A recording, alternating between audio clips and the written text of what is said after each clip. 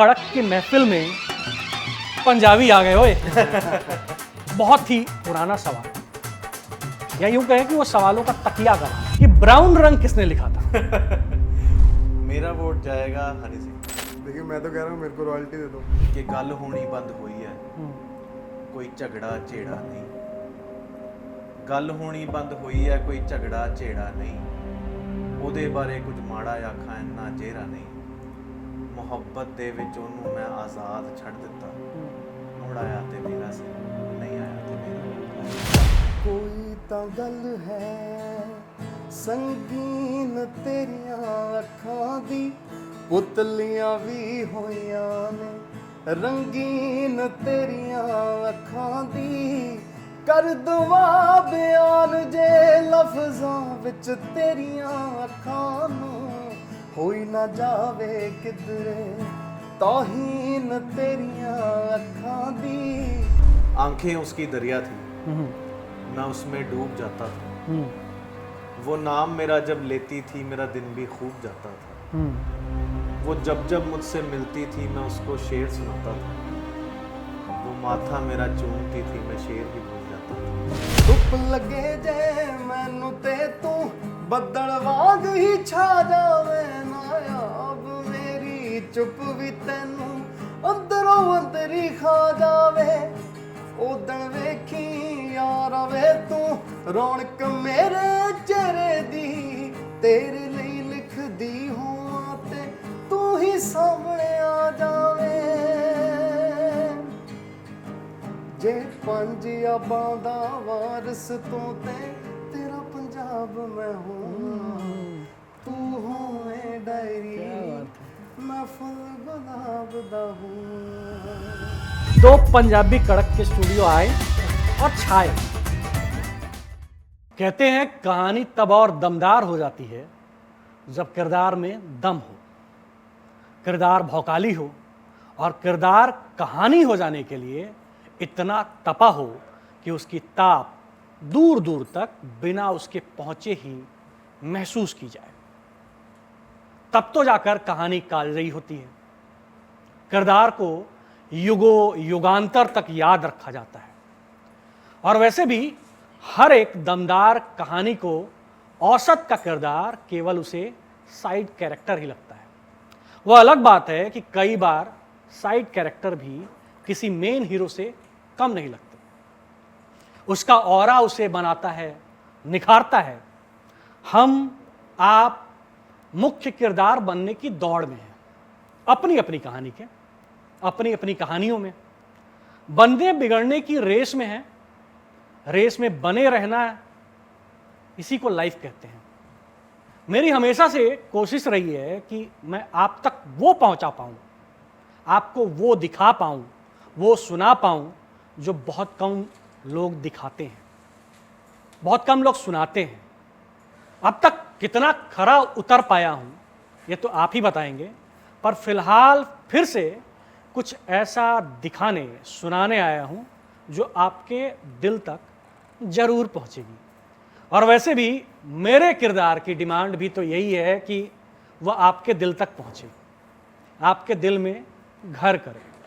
तो आज हमारे साथ जो कड़क के मेहमान हैं वो शब्दों से जादू करते हैं और दूसरे जो हैं वो सुरों से जादू करते हैं। इन दोनों को सुने तो लगता है कि कानों में मिश्री घुल रही है, बस जहां हो वहीं ठहर जाने का जी करता है। आज स्पॉटलाइट में हैं वो दो किरदार जिनके आर्ट से कराऊंगा आपको मैं रूबरू। पहले जो हैं वो काफी नायाब हैं। जी हां, नायाब, उनका नाम नायाब है। लिरिक्स लिखते हैं, मिजाजी तौर पर शायर हैं। शब्दों के साथ अगर कहें तो सोते हैं, उठते हैं, बैठते हैं। उनसे बहुत कुछ नया सुनने समझने को मिलेगा हमें। गाने लिखते हैं और ज़हनी तौर पे शब्दों के साथ राब्ता ज़्यादा रखते हैं, या यूं कहें तो दिन रात शब्दों के साथ उठना बैठना है उनका। और दूसरे जो हैं वो हैं साहिब। साहिब गाते हैं, आज उनसे भी तबीयत से सुनेंगे उनके गाए हुए गाने। बाकी थोड़ी बहुत बातचीत तो करते ही रहेंगे, क्योंकि कड़क की महफिल में पंजाबी आ गए ओए। बिल्कुल बिल्कुल जी। स्वागत है आपका कड़क में। Thank you ji, thank you.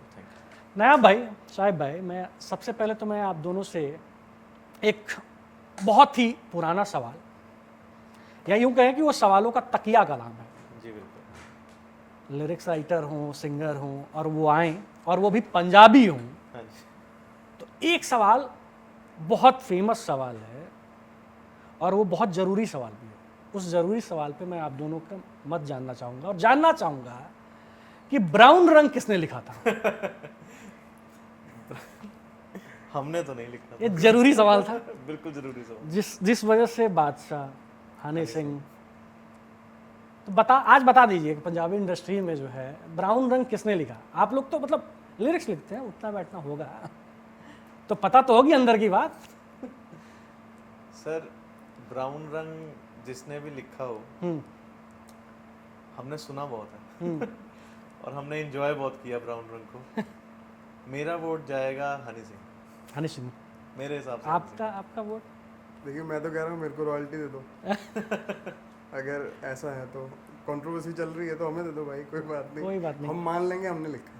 अच्छा, हम भी बीच में कूद जाते हैं। नहीं सही बात है कि इतना बढ़िया गाना था रॉयल्टी के चक्कर में, लेकिन ये भी है कि और ज़्यादा फेमस हो गया रॉयल्टी और इस द्वंद की वजह से। सही बात। इंडस्ट्री काम ही ऐसे करती है जी। मतलब आप देखिए कि आजकल एक दौर ये भी चल रहा है कि लोग कंट्रोवर्सी करके हिट होना चाहते हैं, कि बस नाम आ जाए किसी तरीके, उसके बाद देख लेंगे। क्योंकि आजकल आप मानो या ना मानो, पीआर एजेंसीज भी ऐसी हैं, वो भी आपको ऐसे ही बोलती हैं कि आप हिट हो जाओ, इमेज बाद में देख लेंगे आपकी, बाद में बिल्ड कर देंगे। बाद में बिल्ड कर देंगे। तो चलता ही है आजकल, ये सब चलते हैं। मैं इसी उस पर चाहूँगा कि आप कुछ सुनाओ।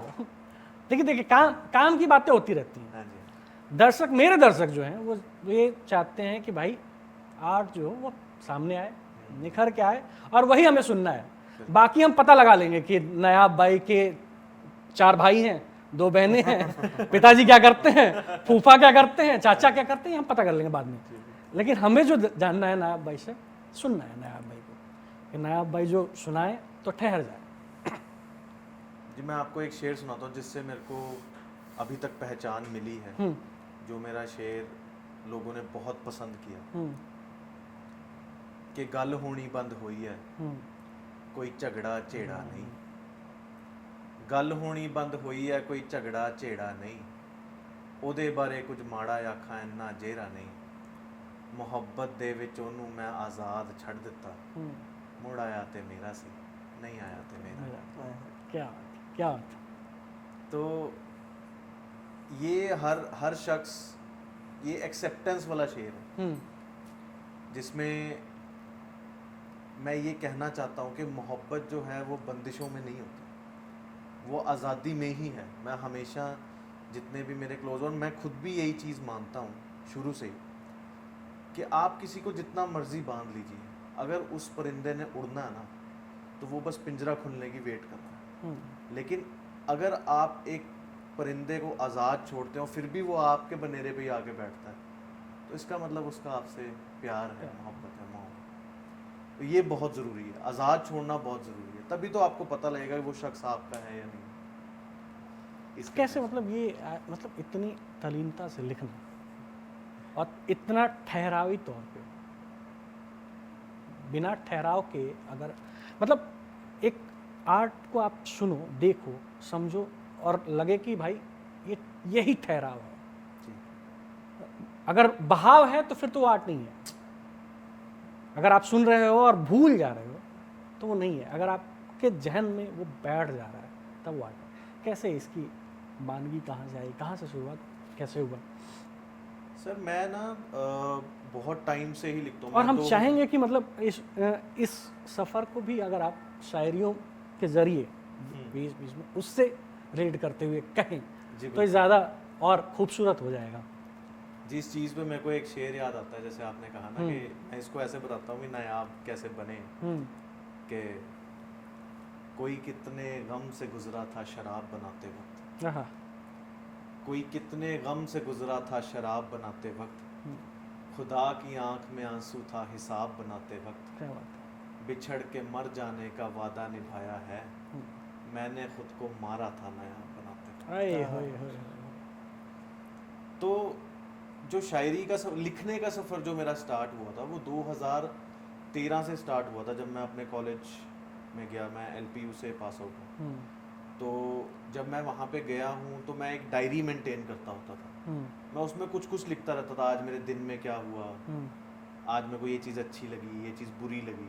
तो लिखने का सफ़र वहाँ से स्टार्ट हुआ। और साथ में मुझे शुरू से ही कुदरत में बैठना बहुत अच्छा लगता है, मतलब बहुत ज़्यादा अच्छा लगता है शुरू से ही। मतलब सुबह उठ के आप चिड़ियों की चहचहाहट सुनो, हवा से हिलते हुए पत्ते देखो, तो ये चीज़ें मेरे को शुरू से ही अट्रैक्ट करती हैं, रादर देन मैं किसी लेक्चर में जाके अपने लेक्चरर की आवाज़ सुनूं। तो ये शुरू से ही ऐसा रहा है मेरा।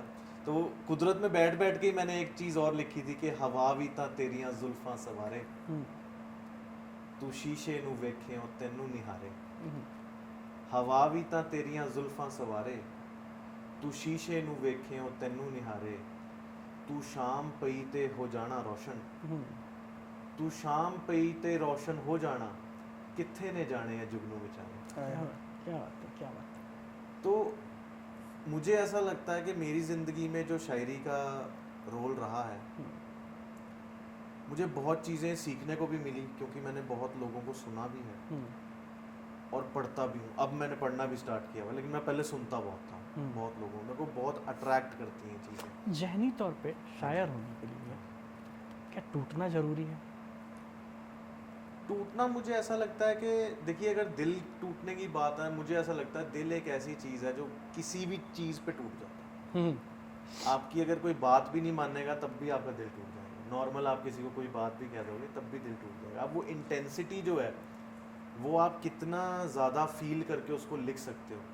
मैं हमेशा ये बात बोलता होता हूँ, जितने भी मेरे से लोग ये सवाल पूछते हैं टूटने वाला, कि भी हमें ये तो पता नहीं दिल टूटना के बाद लिखा जाता है, दिल टूटने के बाद लिखा जाता है, लेकिन हमें बाल की खाल निकालनी ज़रूर होती है।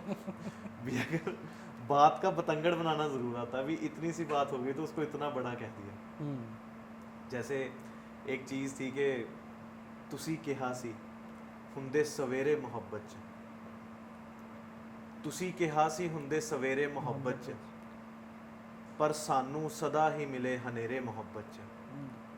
माँ प्यो भी मेरे कल रोन लग पे, जद हथ पैर कंबदे देखे मेरे मोहब्बत च। नायाब तू कल्ले ने वखरा इश्क नहीं कीता, तेरे वर्गे रुलदे फिरदे बथेरे मोहब्बत च। अच्छा, मतलब ये शायरी वायरी में इतना वो है ना, ठहराव है कि आप सुनते रहते हो और आप सोचो कि इसी महफिल में साहिब भाई बैठे हुए हैं और हम लोग इग्नोर करके आपस में बातें किए जा रहे हैं। नहीं नहीं, साहिब के लिए मैं एक चीज़ बोल देना चाहता हूँ। मैं हमेशा जिस भी प्लेटफॉर्म पे मैं जाता हूँ, जिस भी जहाँ पे भी मैं बैठता हूँ, मैं हमेशा ये बोलता हूँ कि ख्याल शुरू से मेरे रहे हैं, लेकिन उसको जो शेप दी है, उन ख्यालों को जो शेप दी है, धुन दी है, और लिखने का जो सलीका सिखाया मुझे, वो मेरे को साहिब नहीं सिखाया कि तेरे ख्याल अच्छे हैं, इनको तू ऐसे प्रेजेंट कर, इसको ऐसे लिख, सांचे में कैसे डालना, सांचे में कैसे डालना है, वो सांचे में डालना मेरे को साहिब नहीं सिखाया। साहिब भाई से जानेंगे आप सिंगिंग और ये सब कैसे, मतलब नायाब हीरे को परखना आपने कब सीखा? देखिए, मैं एक गांव से बिलोंग करता हूँ, तो हमारे क्या होता है पंजाबियों में, जब भी कोई इवेंट होता है ना, ठीक है, तो इनको क्या चाहिए, तो हाँ ठीक है वो चाहिए, और फिर उसके बाद जब ये हो जाता है, अगर डीजे है तो ठीक है, नहीं तो फिर इनमें से कौन एंटरटेनमेंट कर सकता है, बताओ भाई। अच्छा, तो जब मैं छोटा था तो वो बोलते थे कि कुछ सुनाया, तो बचपन से वे थोड़ा गाते गए, वो बोलते गाता अच्छा है, इसकी आवाज़ अच्छी है, तो स्कूल में गाना शुरू कर दिया, थोड़ा कॉन्फिडेंस आ जाता उससे, ठीक है। फिर थोड़ा कॉलेजेस में यूथ फेस्टिवल में गाना शुरू किया। मैंने यूथ फेस्टिवल में गाया, वार गाई थी हमने, एक वो फोक होता है हमारा, ठीक है, जैसे जो वॉरियर्स थे वो जंग पे जाते थे तो उससे पहले उनको सुनाई देती, वीर रस्म है बेसिकली, हम सुनेंगे, वो भी सुनेंगे आपसे, वो थोड़ा सा हो जाए, कोई बात नहीं, ठीक है। तो मतलब कि मैं बता रहा हूँ कि वहाँ से स्टार्ट किया, फिर मैंने थोड़ा सीखना शुरू किया बेसिकली है क्या म्यूजिक में ना, तो मेरे जो गुरु जी हैं उनसे मैंने सीखा, ठीक है। तो उसके बाद फिर धीरे धीरे धीरे धीरे गाने बनाते बनाते ना थोड़ा बहुत मैं भी लिखता था, अभी भी हूँ, बट सर इनके सामने मैं नहीं बोलता कुछ बात वो है। तो फिर जब मैं हारमोनियम लेके बैठता था कभी या गिटार लेके बैठता था या वैसे भी, तो एक वो कोई भी ट्यून चलती रहती थी दिमाग में, ठीक है। फिर मेरे को भी किसी ने सिखाया कि अच्छा अगर आपको गाना कंपोज करना है ना, तो अगर एक लाइन में 4 वर्ड्स हैं तो दूसरे में भी अगर 4 होंगे ना तो कॉम्पोजिशन आसान हो जाएगी आप, जो कि मैंने तुकबंदी और वो सब मीटर, बिल्कुल जैसे बिल्कुल बहर इसी को बोलते हैं। बहर, मीटर बहर बोलते हैं, ठीक है। अगर वैसा रहेगा तो उसको कॉम्पोजिशन आसान हो जाएगी, आपको बोलना आसान हो जाएगा उसको। तो बस वैसे करते करते फिर हम दोनों भाई मिले, ठीक है। इन्होंने मेरे को कुछ सुनाया। अब स्टार्टिंग में तो ऐसा भी होता, इन्होंने कुछ बताया कि ये कंपोज करते हैं, अब मैं ये डर रहा हूँ बोलने में कि यार उतना अच्छा नहीं है, ये मेरी कॉम्पोजिशन सुन के बोले कि यार उतनी अच्छी नहीं है तो बोल नहीं पा रहे हैं। अभी तो चलो मुंह पे बोल देते कि यार ये पसंद नहीं है मेरे को, बट फिर धीरे धीरे मैंने इनको बताया कि नहीं ऐसा करते हैं भाई। चलिए तो अब भी हम दोनों की जुगलबंदी से कुछ सुनेंगे, क्योंकि दर्शक यही चाहते हैं, मेरे दर्शक तो यही है कि भाई कुछ बढ़िया तड़कता भड़कता कुछ सुनाइए आप दोनों लोग। ठीक है जी, पब्लिक की डिमांड तो यही है। डन। कोई बात नहीं, सुना देते हैं। तो ही तो हम गा देते हैं। मैं एक शेर सुनाता हूँ। जी बिल्कुल प्रसाद। वो शेर मैंने पहले लिखा था, फिर भाई ने कंपोज किया था, उसका हमने पूरा गाना बनाया ओहो, कि कोई ਤਾਂ ਗੱਲ ਹੈ ਸੰਗੀਨ ਤੇਰੀਆਂ ਅੱਖਾਂ ਦੀ, ओहो, ਕੋਈ ਤਾਂ ਗੱਲ ਹੈ ਸੰਗੀਨ ਤੇਰੀਆਂ ਅੱਖਾਂ ਦੀ, ਪੁਤਲੀਆਂ ਵੀ ਹੋਈਆਂ ਨੇ ਰੰਗੀਨ ਤੇਰੀਆਂ ਅੱਖਾਂ ਦੀ, ਕਰ ਦਵਾਂ ਬਿਆਨ ਜੇ ਲਫ਼ਜ਼ਾਂ ਵਿੱਚ ਤੇਰੀ ਅੱਖਾਂ ਨੂੰ, ਹੋ ਹੀ ਨਾ ਜਾਵੇ ਕਿਤੇ ਤੌਹੀਨ ਤੇਰੀਆਂ ਅੱਖਾਂ ਦੀ। नहीं नहीं, अब इन्होंने जैसे ये शेर बोला तो हम एक दिन गाड़ी में जा रहे थे, ऐसे ही एक हमने म्यूजिक लगाया तो उसमें कोई ता गल है संगीन तेरियां अखां दी, पुतलियां भी होइयां ने रंगीन तेरियां अखां दी, कर दवा बयान जे लफ्जां विच तेरियां अखां नूं, होई ना जावे किधरे तौहीन तेरियां अखां दी, होई ना जावे किधरे नी तौहीन तेरियां अखां दी, कोई ता गल है। इसमें जो मेरा फेवरेट शेर है, मैं तैनू जे एक सोना कोई ख्वाब दिखावां, किवें हुंदा किसे ली कोई बेताब दिखावां, मेरी एक रीज है जे तू पूरी कर दे,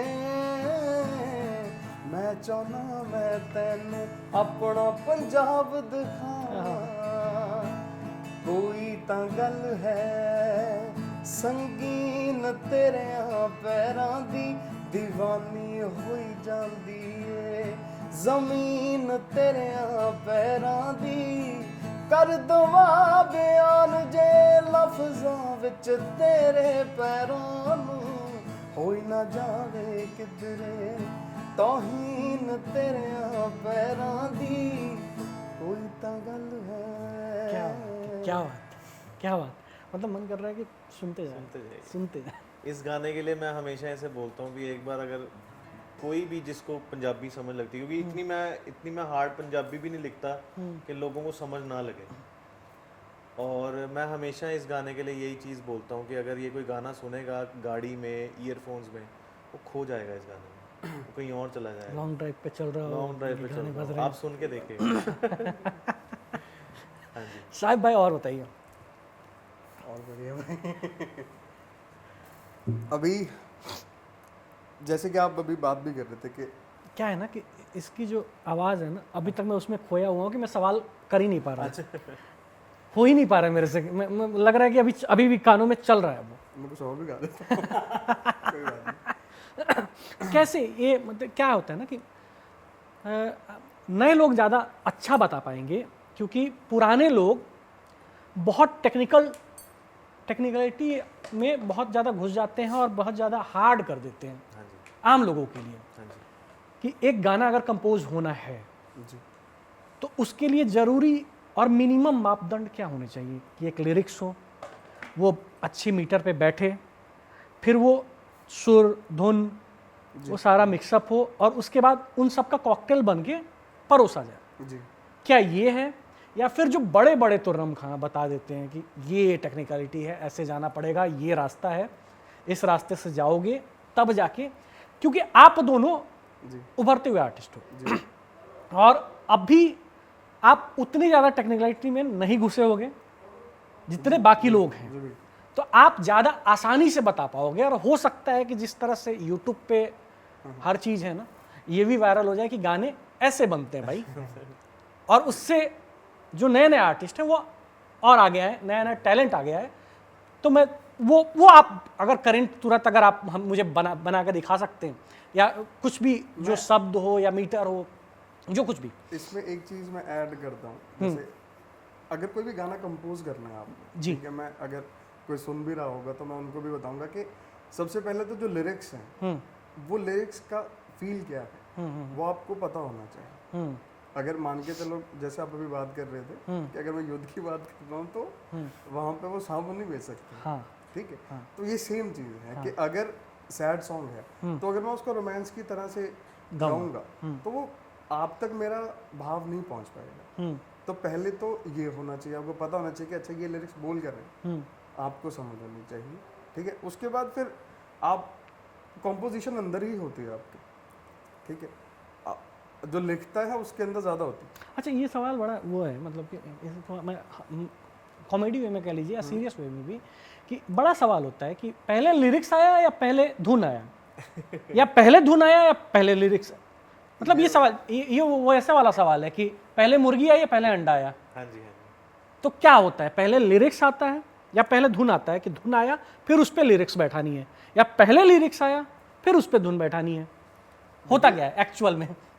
इस सवाल का जो आंसर है, ये मेरे को लगता है अगर हम दोनों बहुत डिस्कस करते हैं ये चीज़ कि जैसे कोई बच्चा रोता भी है ना, वो भी एक लय में रोता, धुन में रोता है। तो बेसिकली क्या है कि मैं यहाँ पे यही चीज़, पहले तो देखो साउंड आई ना, पहले तो धुन ही आई होगी। अच्छा, बोलना तो बाद में आता है। बच्चा बाद में ही सीखता है, बोलना लिखना समझना बाद में सीखता है। अब उन दोनों का जब वो कॉम्बिनेशन बनता है, कुदरत भी एक वाइब्रेशन पे ही चल रही है। अगर हम आज यहाँ पे किसी को कोई आज हम यहाँ पे बैठ के पॉडकास्ट कर रहे हैं और हमारे पॉडकास्ट से वहाँ पे किसी को कुछ वाइब्रेशन हुई उसके दिल में, तो ये वाइब्रेशंस जो होती हैं ये पहले साउंड ही पकड़ती हैं। तो वर्ड्स तो वो थोड़ा सा बाद में आता बाद में है, जब सेंस हो जाता है, सेंस हो जाता है, सोच समझ के आते हैं। तब आप मामा पापा बोलना शुरू बिल्कुल, करते हो। बिल्कुल, पहले वो जो आपने साउंड गाया, बिल्कुल जी, होने का बिल्कुल। साउंड। आप ये देखिए, पहले बच्चा पैदा होते साथ रोता ही है, और वो भी एक बिल्कुल धुन में ही रोता है। आप उसको वो बिल्कुल आप कह सकते हैं जैसे मीटर में ही रोता है। और रही टेक्निकलिटी की बात, जैसे भाई ने भी बोला, मेरे को ऐसा लगता है टेक्निकलिटीज़ में घुसने से अच्छा, क्योंकि मैं हमेशा ये चीज़ मानता हूँ और ये चीज़ पे काम भी करता हूँ, नॉलेज जो स्ट्रेंथ है ना, नॉलेज उसके साथ साथ एक कर्स भी है।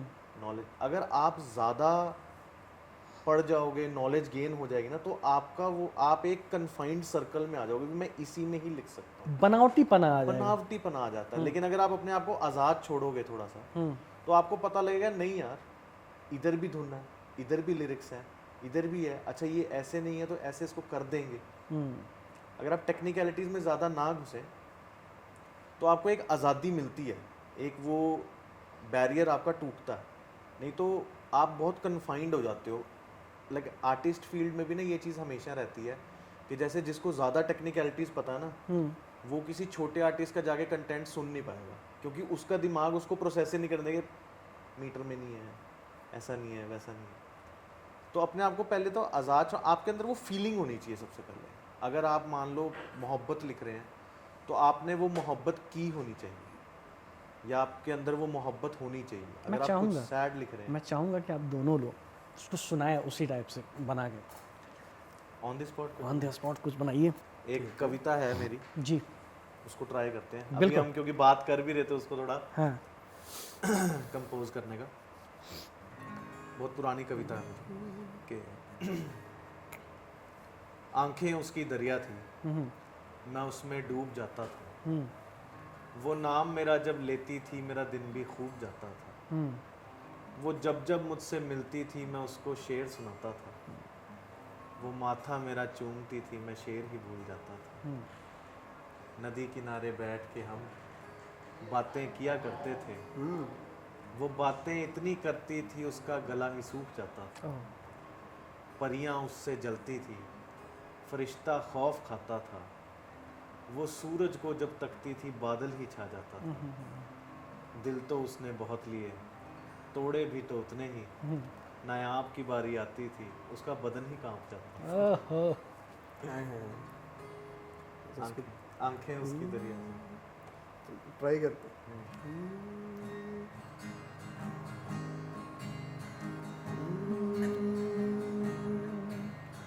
आंखें उसकी दरिया थी, मैं उसमें डूब जाता था, वो नाम मेरा जब लेती थी मेरा दिन भी खूब जाता था, नदी किनारे बैठ के हम बातें किया करते थे, वो बातें इतनी करती थी उसका गला सूख जाता था, आंखें उसकी दरिया थी, मैं उसमें डूब जाता था। क्या क्या बात है। मतलब कि ठीक है।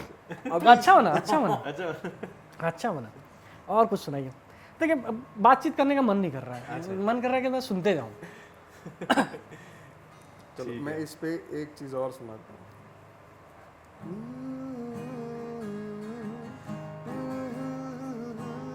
ये मेरा फेवरेट गाना। चलो एक शेर ही सुना दो जरा। इरशाद। तू होवे डायरी मैं फुल गुलाब दा होवां, तू लिखे शायरी मैं दूर कदे ना होवां, जद सुक जाण पत्ते ते सुक जे मेरी टाणी भी, तेरे हर पन्ने ते बनया है एक निशान मैं हूं। ये वैसे हमने पहले कंपोज किया और रिकॉर्डेड भी है। तू होवे डायरी मैं फुल गुलाब दा होवां, तू लिखे शायरी मैं दूर कदे ना होवां, जद सुक जाण पत्ते नाले सुक जे मेरी टाणी भी, तेरे हर पन्ने ते बनया हाय एक निशान मैं हुआ, तू होवे डायरी मैं फुल गुलाब दा होवां।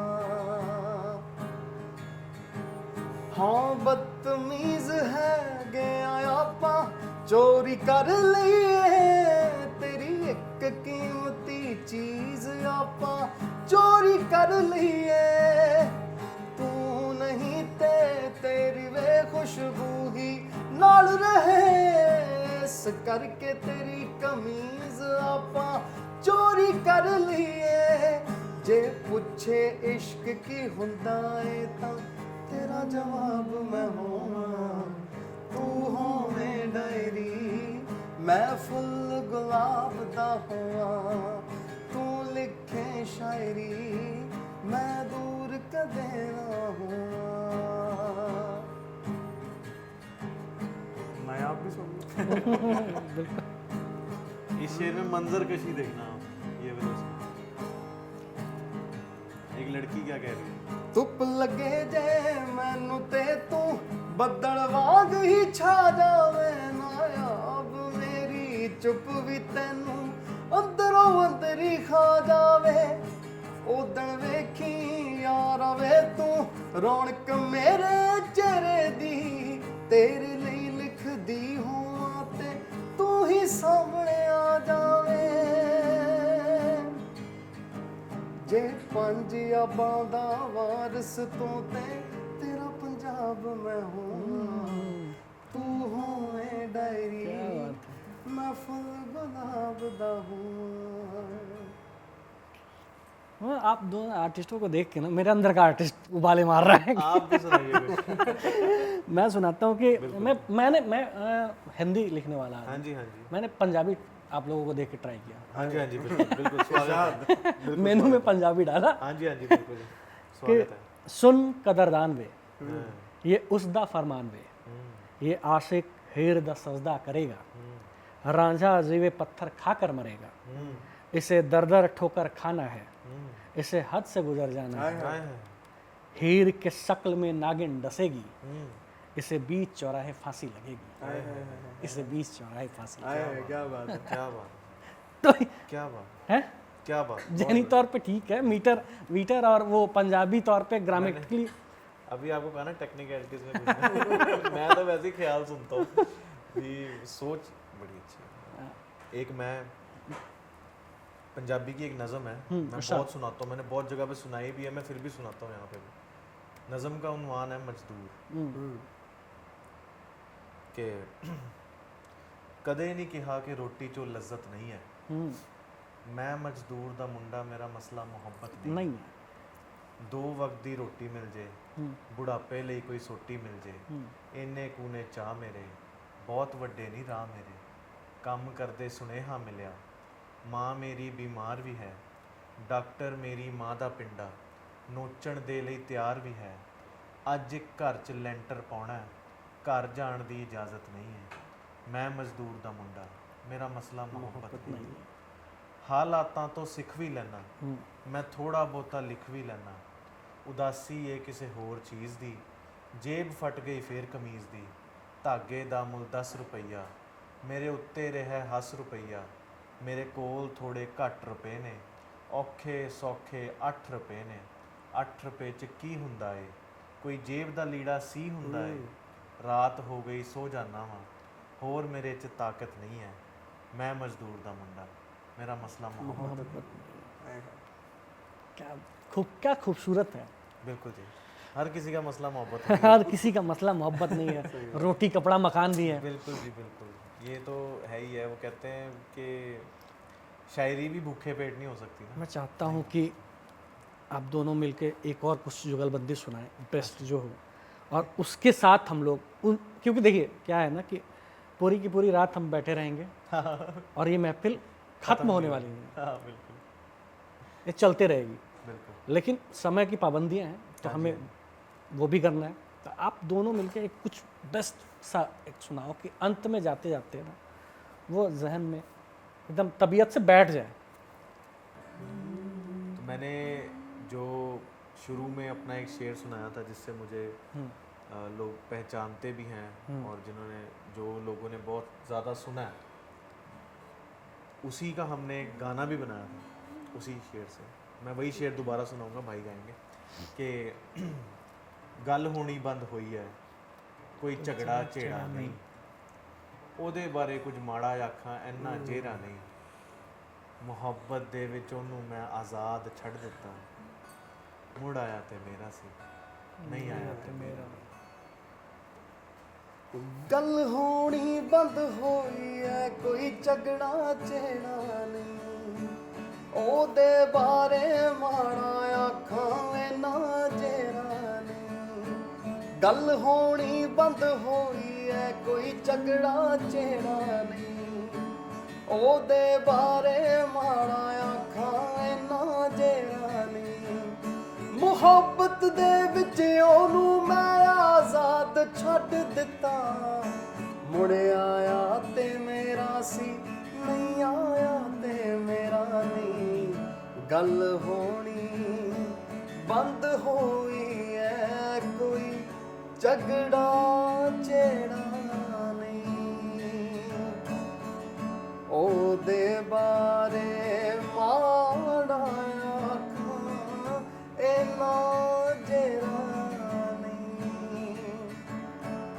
अच्छा जब मोहब्बत में होते हैं लोग बड़े दावे करते हैं लोग की दावा करते ने मोहब्बत करते ने ਆਪਣੇ ਮਹਿਰਮ ਦੀ ਉਹ ਬੜੀ ਇੱਜ਼ਤ ਕਰਦੇ ਨੇ ਲੋਕੀ ਦਾਵਾ ਕਰਦੇ ਨੇ ਮੁਹੱਬਤ ਕਰਦੇ ਨੇ ਆਪਣੇ ਮਹਿਰਮ ਦੀ ਉਹ ਬੜੀ ਇੱਜ਼ਤ ਕਰਦੇ ਨੇ ਪਹਿਲਾਂ ਤਾਂ ਰੱਖਦੇ ਨੇ ਸਿਰ ਦਾ ਤਾਜ ਬਣਾ ਕੇ ਵਿਛੜ ਕੇ ਕਿਉਂ ਨਾ ਬੇਇੱਜ਼ਤ ਕਰਦੇ ਨੇ ਤੇਰੇ ਲਈ ਜੇ ਨਾ ਨਾ ਨਾ ਨਾ ਨਾ ਨਾ ਨਾ ਨਾ ना ये हम दोबारा कर सकते हैं, थोड़ा लिरिक्स भूल गया मैं इसके। कोई नहीं जे लोकी दावा करदे ने मुहब्बत करदे ने अपने महरम दी बड़ी इज्जत करदे ने पहला ता रखदे ने सिर दा ताज बना के विछड़ के क्यों नाम बेइज्जत करदे ने इश्क दे विच सब एक हुंदा है इश्क दे विच सब एक हुंदा है कोई तेरा मेरा नहीं ओदे बारे माड़ा आखां इना जेरा नहीं। अच्छा इसमें एक चीज़ है कि भाई ने लिखा है कि अगर कोई जाना चाहे तो उसको जाल में लेना चाहिए। एक्सेप्टेंस। हाँ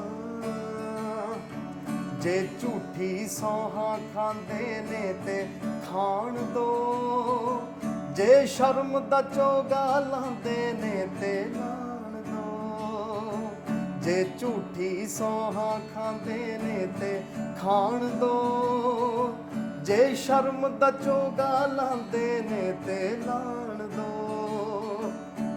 एक दो वारी रोक के वेखो जे रुकदे ने फिर भी जे नायाब जांदे ते जान दो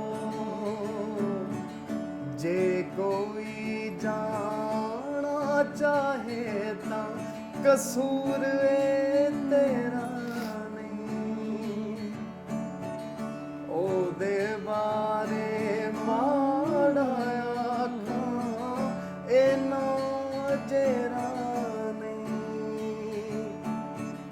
गल होनी बंद हुई है कोई झगड़ा चेड़ा नहीं। क्या बात है। बाकी मैं चाहता हूँ साहब भाई कि आप वो जो फोक सॉन्ग एक बोल रहे थे जो शुरू में हम लोगों ने अच्छा जी छोड़ वॉर का और उससे हम लोग ख़त्म करें। ये बेसिकली हीर बोलते हैं सर, पंजाब का फोक है। अच्छा। अब इसमें एक मैं चलो आपको वो मंजर कच्ची दे देता हूँ कि जब रांझा फकीर हो गया तो हीर के घर पे गया मांगने के लिए, तो जो उसकी ननान थी जो वो जाती है तो वो देखती है कोई जोगी आया है मिलने के भिक्षा लेने के लिए, तो वो जाके हीर को बताती है, क्या बोलती है हो कर आन ननान ने गल कीती भाभी एक जोगी नवां आया नी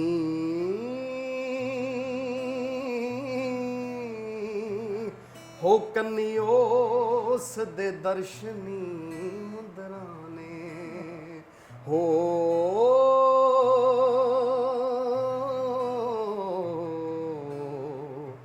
ते गल हिंकला अजब सुहाया नी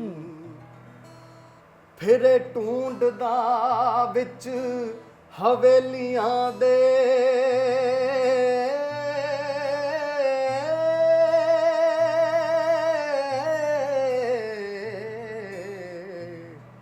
कि जिवें कीमती लाल गवाया नी हो देवा चूरियां मैं क्या दे बाल दीवे वारिस शाह जे सुना मैं आया बहुत बहुत धन्यवाद। Thank you. दोनों के टैलेंट को आपने देखा, परखा। अब कमेंट बॉक्स में प्यार देने की ज़रूरत है। क्लियर है कि दो पंजाबी कड़क के स्टूडियो आए और छाए, इतना छाए कि वो आप कमेंट बॉक्स में, मुझे पता है कि आप इतना भर भर के प्यार दीजिएगा, वो बता ही दीजिएगा। बाकी अभी मैं बाइंड अप करता हूँ, ख़त्म करता हूँ। बाकी कमेंट बॉक्स में प्यार दीजिए और बताइए कि और किस आर्टिस्ट को बुलाया जाए और क्या कुछ उनसे सुनवाया जाए, और बताइए कि कैसा लगा आपको। बहुत बहुत धन्यवाद।